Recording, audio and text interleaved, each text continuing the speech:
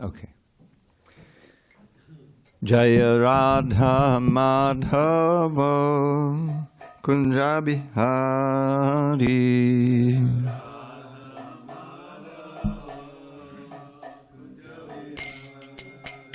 Jaya Radha Madhava Kunja Bihari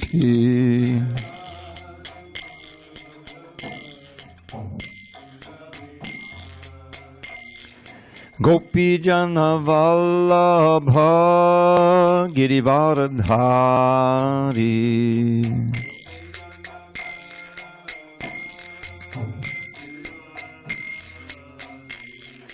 Gopi Jana Vallabha Girivaradhari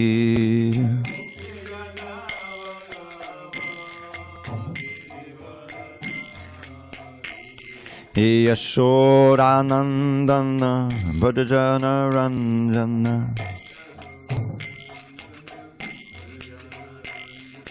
Yashodanandana Bhajana Ranjana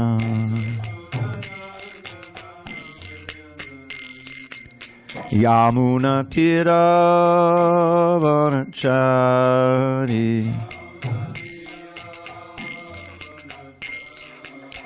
Yamuna Tira Vanachari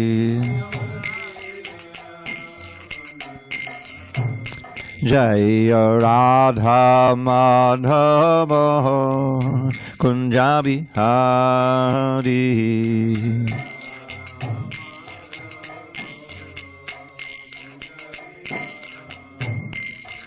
Gopi Jana Vallabha Girivaradhari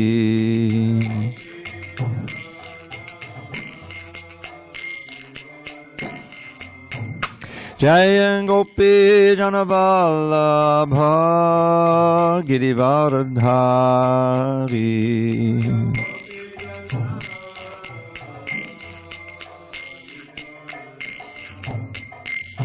Yashodanandana Bhajana Ranjana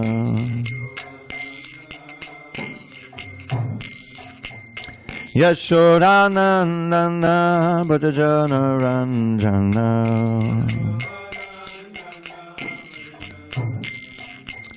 Yamuna Tira Vanachari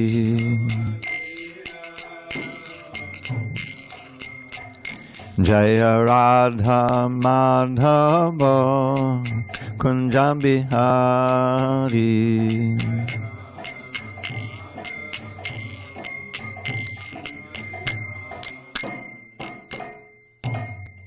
Jai Mr. Pad Paramahansa Pradikacharya Ashtotar the Srimad His Divine Grace Srila A.C. Bhakti Vedanta Swami Prabhupada Ki Jai ISKCON BBT Founder Acharya Srila Prabhupada Ki Jai Jai Om Vishnupad Paramahansa Parudikacharya Ashtotar the Srimad His Divine Grace Srila Bhakti Siddhanta Saraswati Thakur Ki Jai Ananda Koti Vaishnavindi Ki Jai Namacharya Srila Haridas Thakur Ki Jai Grantaraj Srimad Bhagavatam Ki Jai Samaveda Bhaktivinoda Ki Jai.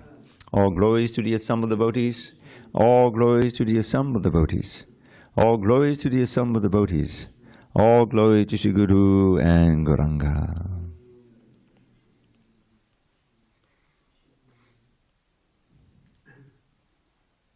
Okay, I think we read 32.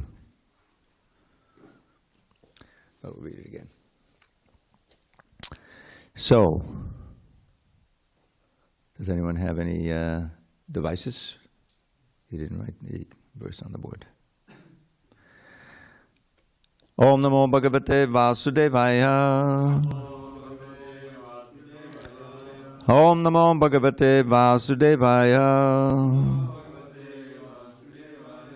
Om Namo Bhagavate Vasudevaya. Narayanam Namaskritya Narang Chaiva Narottamam Devim Saraswatim Vyasam Tato Jayam Hadirayed.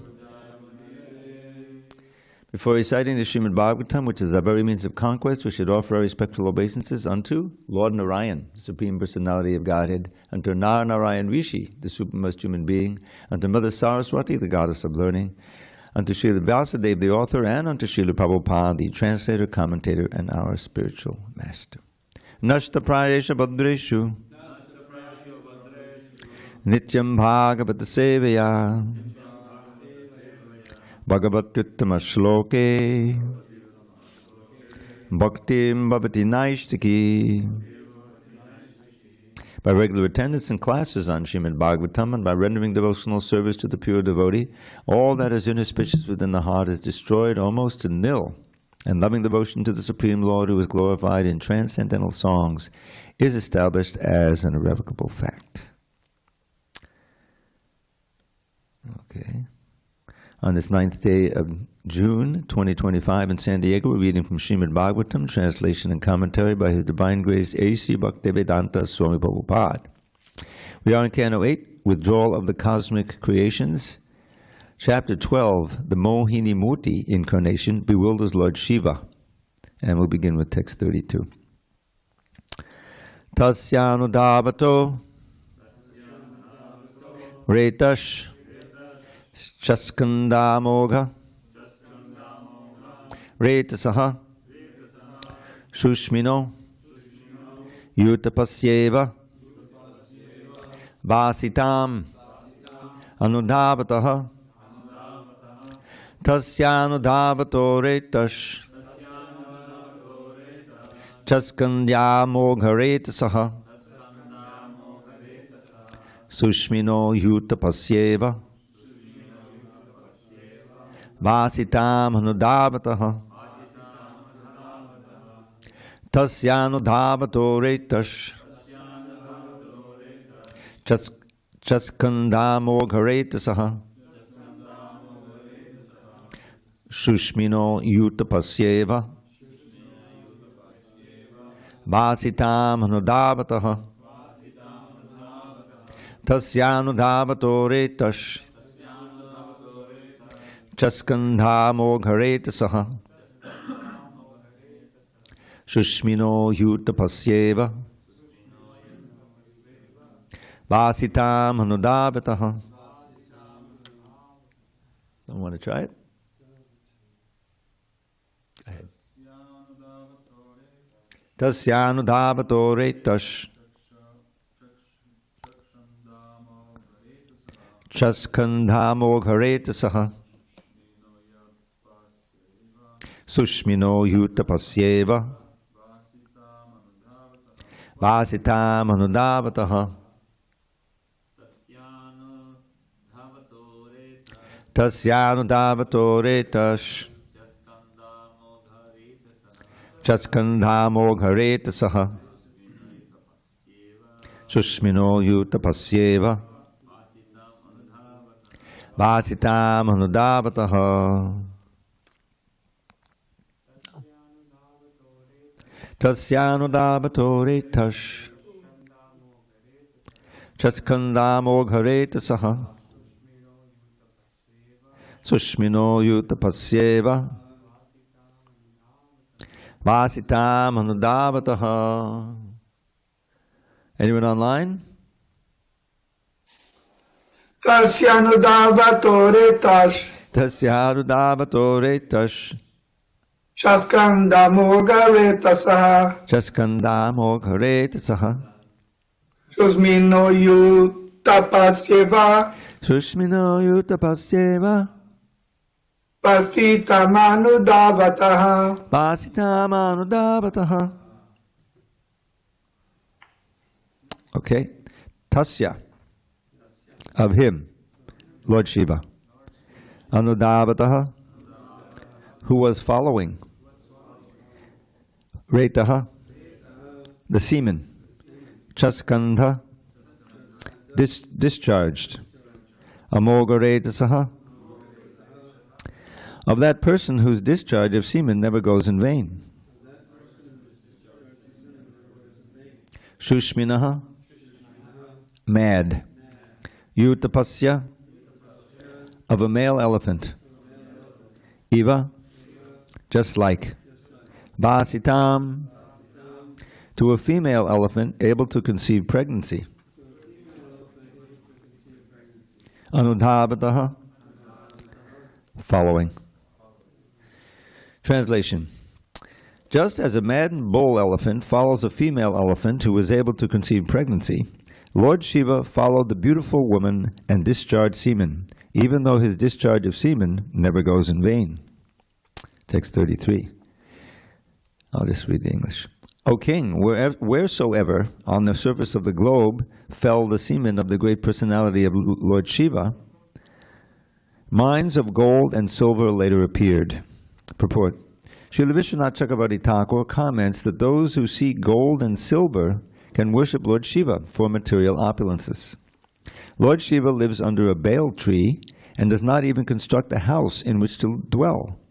But although he is apparently poverty-stricken, his devotees are sometimes opulently endowed with large quantities of silver and gold. Parikshit Maharaj later asks about this, and Shukadeva Goswami replies. I'll read one or two more. Following Mohinī, notice the pronunciation, following Mohinī, Lord Shiva went everywhere, near the shores of the rivers and lakes, near the mountains, near the forests, near the gardens, and wherever there lived great sages. Purport. Srila Vishwanath Chakravarti Thakur remarks that Mohinī Murti dragged Lord Shiva to so many places, especially to where the great sages lived, to instruct the sages that their Lord Shiva had become mad for a beautiful woman. Thus, although they were all great sages and saintly persons, they should not think themselves free, but should remain extremely cautious about beautiful women.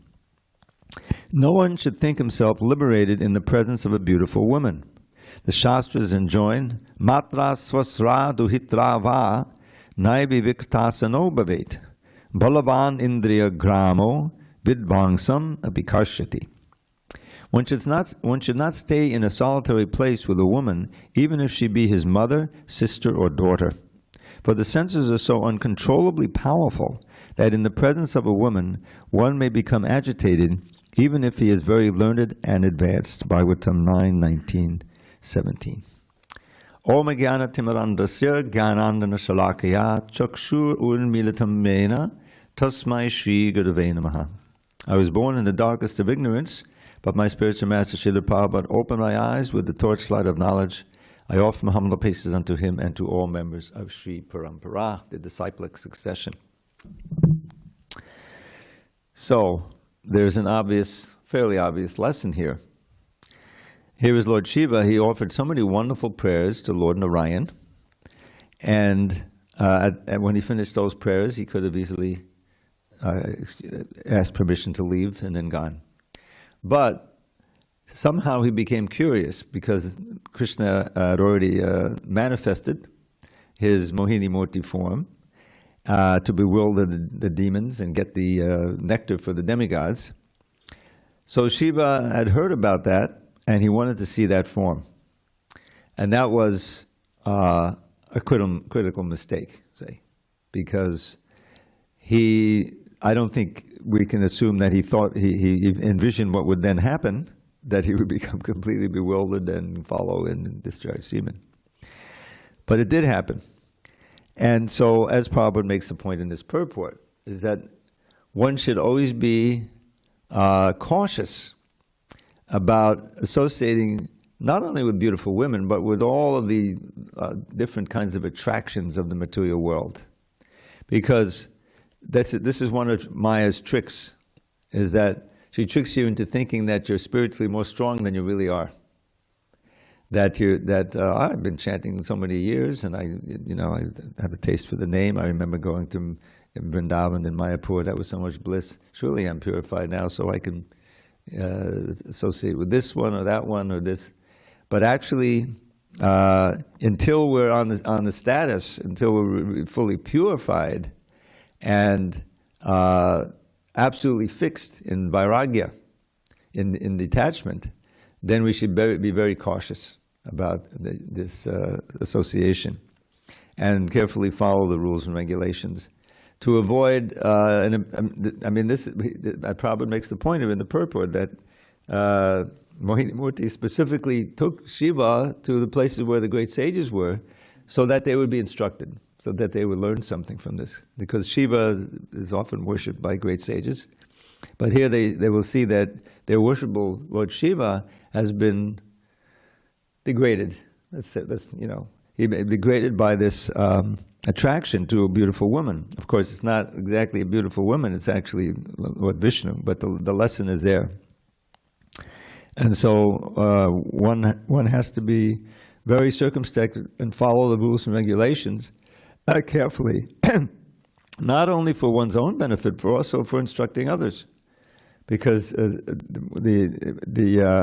I always like to draw this lesson from Lord Chaitanya's own reasons for coming, Lord Krishna's own reason for coming as Lord Chaitanya. There's these two main branches, right? He wanted to propagate the Sankirtan movement, obviously. He saw the need for it, and that was the only hope for Kali Yuga. Nobody's going to go to the Himalayas and practice meditation. Krishna could see that back 5,000 years ago.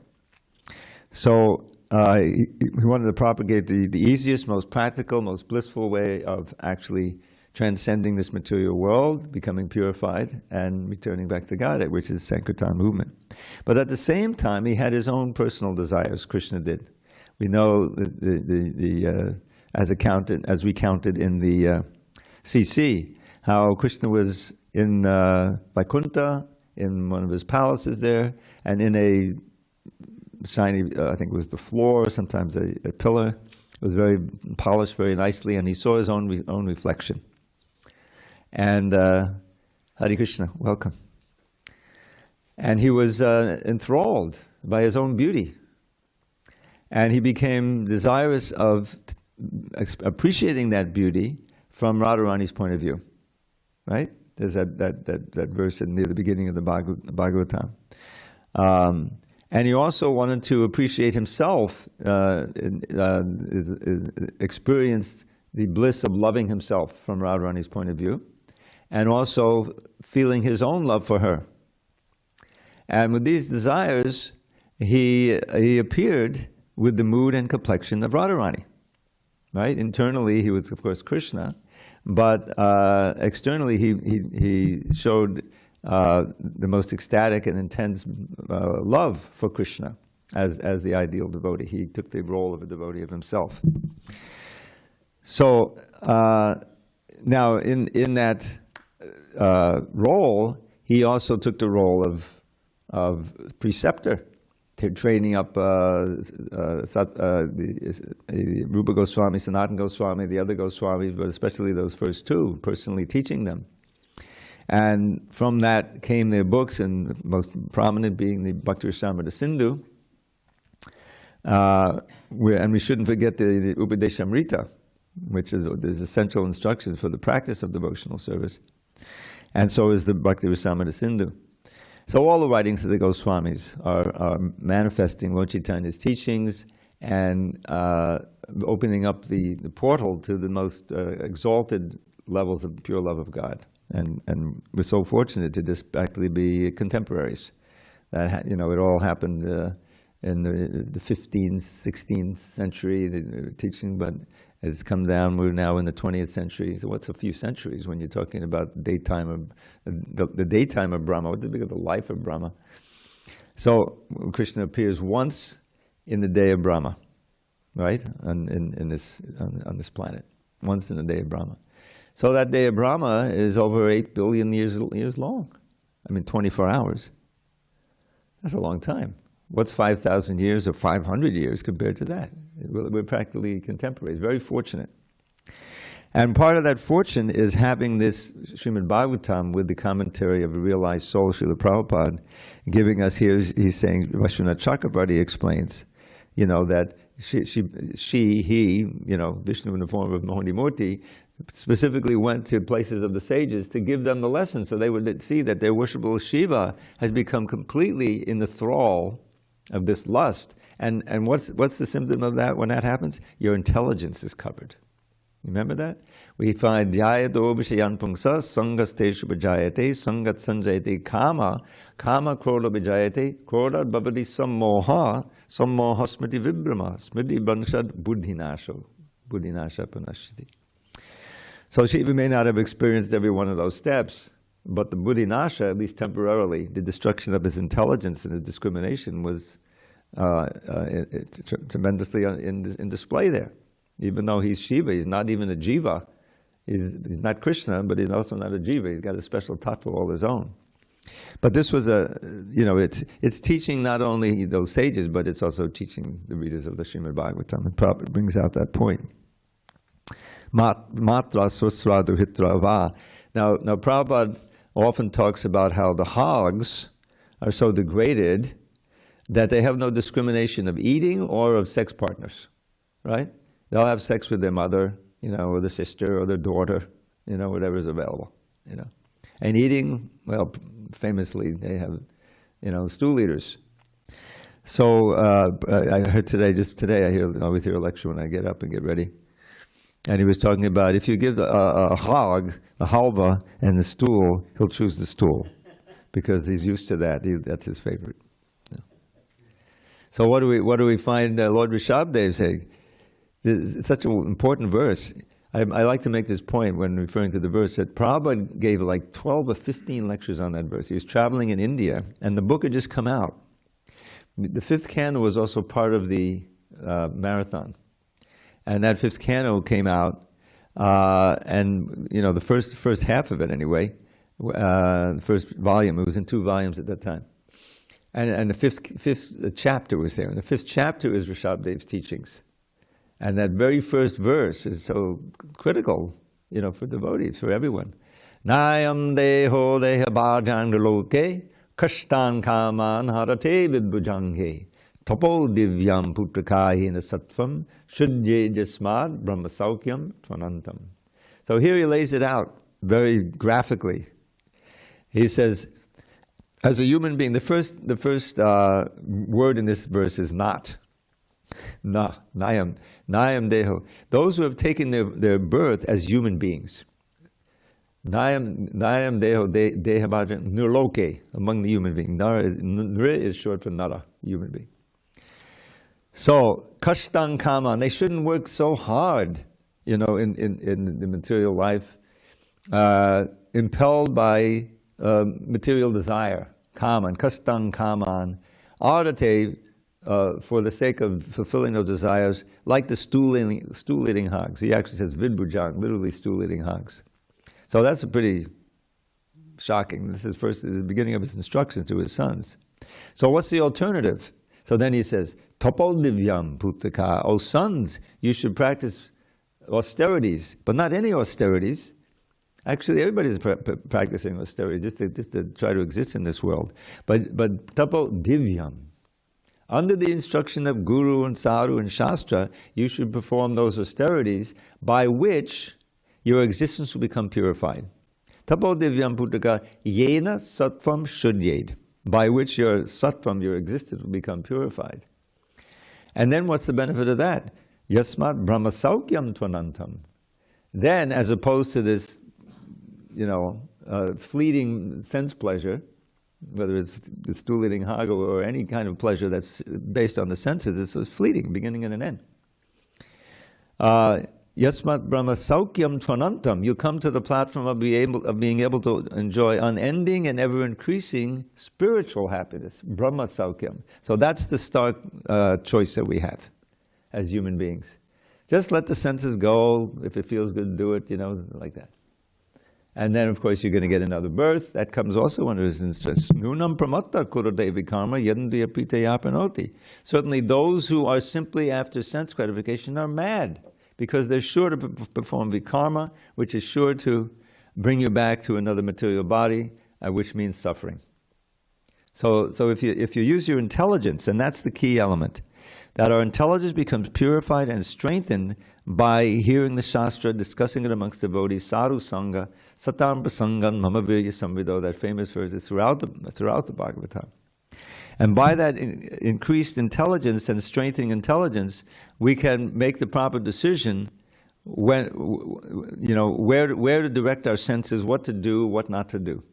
Because this pastime of Lord Śiva is a strong instruction on what not to do. Don't let yourself become enthralled. Don't get curious about Maya. Well, now that I'm a devotee, I can do anything. I can go down to the bar. I won't, and I won't drink anything, of course, But actually, I remember. I think it was in the following Srila Prabhupada series that Yadava put together with Vishaka, and it was when they were opening the first temple in England, in London, and they needed to get some Lakshmi, So some of the ladies described, I think Malati was one of them. They would go to the bars, and they would collect there, but they were so, they didn't get involved in the culture there. They were able by their skill in speaking and so forth to get some nice donations and help open the temple. But it's not something we should think of doing all the time. So the whole point here, is that by hearing properly from the guru, and what is the guru's, what is Krishna's instructions? He says, Tasmat duk sangam utsrijya tato duk sangam utsrijya satsu sajjeta buddhiman santa eva sachindandi mano vyasangam uktabi. Very important verse. Prabhupada would quote it. Therefore, he's speaking to who got, I forget his name now, in the Bhagavatam. But he became enthralled with the heavenly lady who came down, and then she left him, and I forget his name, but he's in the, who is it? No. But anyway, so he's finally realized his infatuation with this lady from the heavenly planets is crazy. And so he's renouncing it now. And after that song of renunciation, Ila Gita, one of them is Ila Gita. He sings a song of renunciation. I think it's in the 11th canto, yeah. And then after that, Krishna speaks. And I think it's all part of the Uddhava Gita. And he's telling them, therefore, thus, duk sangam utsrijya. Utsrijya means to throw far away, to reject with real strength. Bad association. Duk sangam, not sadhu sangam, duk sangam, utsrijya. And what's the alternative? Satsu sajjeta buddhiman. Those who are intelligent devotees, they associate with the sadhus. Satsu sajjeta buddhiman. Santa evasya chindandi manovyasangam uktabi. Because by their words, especially your own Gurudev, by their words, the sadhus, they can cut away, they can excise the long-standing material desires in the mind. Chindandi, santa evasya chindandi mano vyasangam. Vyasangam means extremely deep and powerful attachments. Uktabi, they can cut them out. And we can see Prabhupada oftentimes, if you listen to his lectures or you read transcripts, sometimes he's speaking very, very powerfully. He's warning against exactly this, playing footsie with Maya. Thinking that I'm so powerful, I can't get attracted. No, we have to really be very strict. And but of course, once you're at the stage of the Uttama Adhikari, and Srila Prabhupada showed when he came to America, to survive in those early days, he had to go out on the street of Manhattan and sell his books. That was basically all he had. That he would go to different bookstores, and they would take it on consignment because they weren't sure they could sell them, and then he would have to go back and see they sell them. Okay, they sold 3 books. Okay, you got $10. You could eat that day. So he's wandering, and he would go to Times Square sometimes. Now, I lived in Manhattan. Times Square at that time was much more degraded. You'd see the movie houses with, low movies about men and women, practically pornography. And Prabhupada would go by all of that and everything, and he wouldn't be affected the least, Whereas people go there in order to be attracted. The whole atmosphere was quite degraded. Now they've cleaned it up a little bit. It's more Disneyfied it a little bit. But in those days, it was like that. And just being in New York, there's so many temptations and so many agitations and all these things. And Prabhupada was able to keep his equilibrium. Now, he also was thinking, he would go down to the port, and visit the office of the shipping company that he came on, Jaladuta. And some of you may not know this, an amazing fact that Howard Wheeler and Kirtananda, Hayagriva, before they met Prabhupada, they went to India in search of a guru. And you know how they went? On the Jaladuta. The very boat that Prabhupada came on, they went back to India on, which I thought was a pretty amazing thing. And of course, they didn't find anyone. They came back, to America, and then Hayagriva was walking on Houston Street. That's right in the middle of Lower Manhattan, and he sees Prabhupada walking there, and oh, are you from India? And Prabhupada asked him, oh, are you? Just like, and so Prabhupada invited him to the storefront, and everything went from there. So Krishna was always intervening and giving Prabhupada so much help. So the lesson here is quite clear, it's unmistakable, is that if even Lord Śiva can become attracted, because he was curious about this incredible Mohinī Murti, he had heard about it, and seen. So that curiosity can be fatal for our spiritual life. That we should be very curious. What is that? Curious is tato brahma jigyasa. That's jigyasa. What are we inquiring about? What are we interested in? You see, and so that inquiry should be for Brahman, should be for the ultimate reality, and everything that comes from that. Well, how can I know him? You see, and you understand from the right source that ultimate reality is a person. It's the Supreme Personality of Godhead. It's not the Brahma Jyoti, nor is even the Super Soul. It's the Supreme Personality of Godhead, and then, in this sampradaya especially, but, all the personal sampradayas, you find out all of the details of that personality, the wonderful activities, the character, the all-attractive nature, and the mercy, the compassion that you'll have even to help us to become purified and come back to Godhead, go back to Godhead. Krishna comes for that reason also. What does he care if Dharma gets, Yadaya dahi Dharma se glana bhavati bharata, right, the famous verse, right? He says in the 4th chapter, which we're on in the evening, by the way, that same chapter. Whenever and wherever there's a discrepancy in religious principles, at that time I advent myself. In order to protect the devotees, annihilate the demons, and reestablish Dharma, I appear age after age. Krishna says, Pradhanaya sadhana. So why? Why should he do that? I mean, he's enjoying like anything in the spiritual world. Why should he come down here? Because he loves us. I mean, it's as simple as that. We're all his children. And we're wayward. We left the spiritual world and we're suffering like anything here. So out of compassion, as he says, what is it? Tesham eva anukampartam mahamajnanajam tamaha. Out of anukampa. Anukampa is empathy, is trembling in sympathy to others. Kampa is trembling, right? Anukampa. So out of compassion, I destroy with the shining lamp of knowledge the darkness of ignorance in their hearts. Because it all depends on knowledge.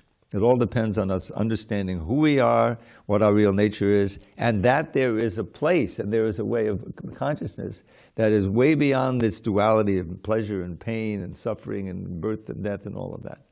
Otherwise, without that knowledge, you're helpless. All you can do is try to eke out some kind of a position in this world and forget that you're facing with old age, disease, and death, and that's the ultimate reality. Material life means staying covered, pulling the cover over yourself, because you can't. Because to see the reality it's hopeless, right? Whatever you're doing, it's just temporary.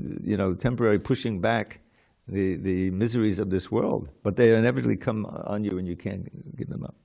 But how to face them in such a way that you're confident that you're going to the place where there is no misery, and there's simply ever-increasing bliss.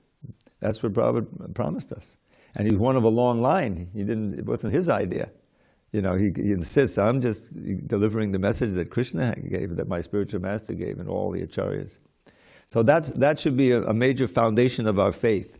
Who are we to doubt this when towering intellects and pure devotees like Bhaktivinoda Thakur, Bhaktisiddhanta Srila Prabhupada, and all the way back, Yamunacharya, and, and we're going to say, oh, it's just a myth, Why?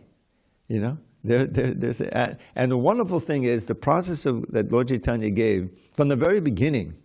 If you walk into a kirtan or on the street and somehow you take part, and if you really, spend a little energy there, you're going to feel something. It's going to be intriguing enough to make you interested to read that book that you got out there. Let me open that Perfection of Yoga. I've had it now for 6 years, and it's been on my shelf.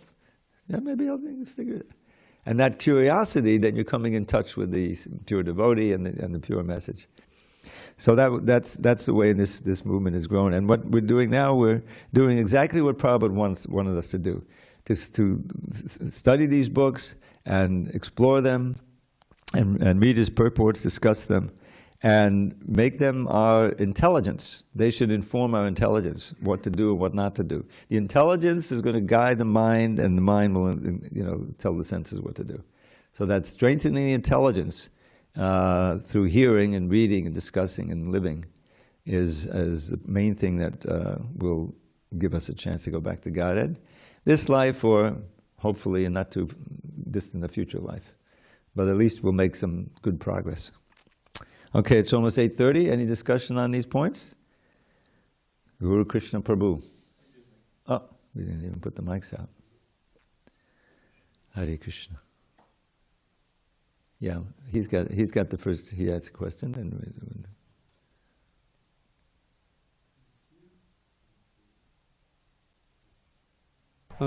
yesterday I had a brief discussion with Ramapati Prabhu about this Mohinī Murti, and he was saying that Mohinī Murti had two things to do. She had to distract the demons, so the demigods could drink the nectar. And so, then does she reappear then? You mean, was there a point there where she wasn't? Because Śiva asked Vishnu, "Oh, I want to see this form." So apparently, she reappears. Yeah, I don't think she was there the whole time. She did the function of distributing the nectar to the demigods, and then I don't think she was hanging out. There may not be a much space in the Bhagavatam, but there's two distinct features. She wasn't visible, otherwise Śiva would have said, well, what does he need? He could have seen her, you see. Narayan was there, and so he's praying to Narayan beautiful prayers, and then at the end he makes the mistake of asking to see Mohinī Murti. Of course, then it's a great lesson for all of us. So yeah, she wasn't visible constantly. That was one aspect, special, very special incarnation.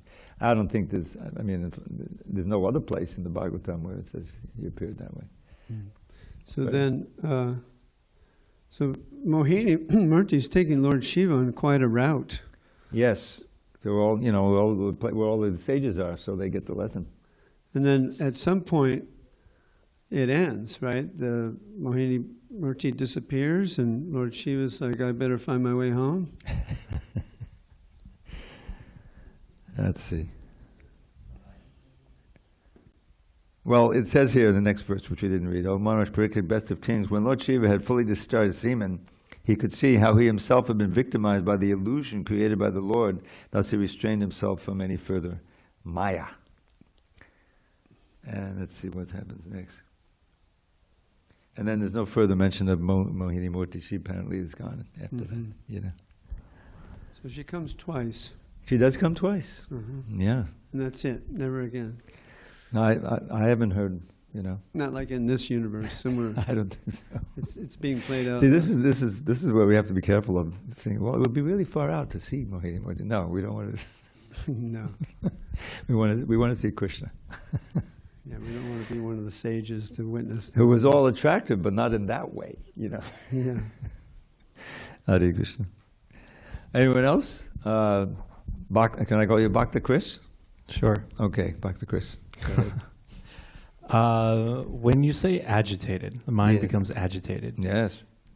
Does that refer to general anxieties, depressions, like just That word is inability- usually reserved, although it could be used for those other things, for sexual agitation, for especially overwhelming lust that just like it takes control of you and you act.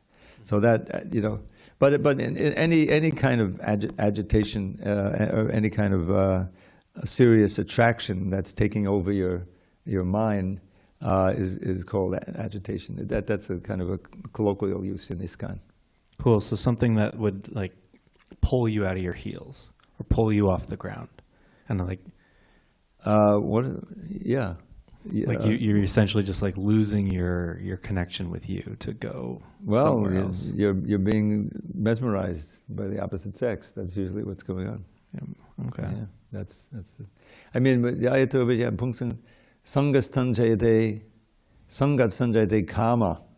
The word kama, in its ultimate sense, is that a very strong desire that practically you can't resist. It's just pushing you, and it's obviously also often used for sex desire, but it can be anything. It can be anything that you think you have to have.